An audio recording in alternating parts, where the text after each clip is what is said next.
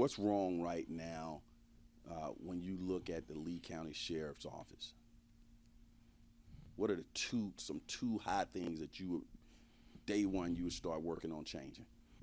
That's a good question, and the first thing I want to do is have all of the deputies and corrections officers get certified as life coaches. Imagine that. As a life coach, I help people become better. I lift people up, change that negative thinking to positive thinking.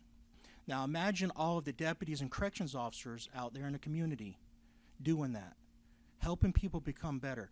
And I believe that will be the gap, bridge that gap between law enforcement and the community. For example? Well, when I was a teenager, I got in some trouble, and I had contact with law enforcement. And the law enforcement officer, he asked me, well, what do you want to do with your life? And I said, well, I want to become a cop. And he kind of laughed, and he said, well, not by doing the mischief things that you're doing. And he said, well, if you're serious about being in law enforcement, you got to set it in your mind, figure out how to get there, copy people that's doing it, and just continue forward, and you will achieve your goal.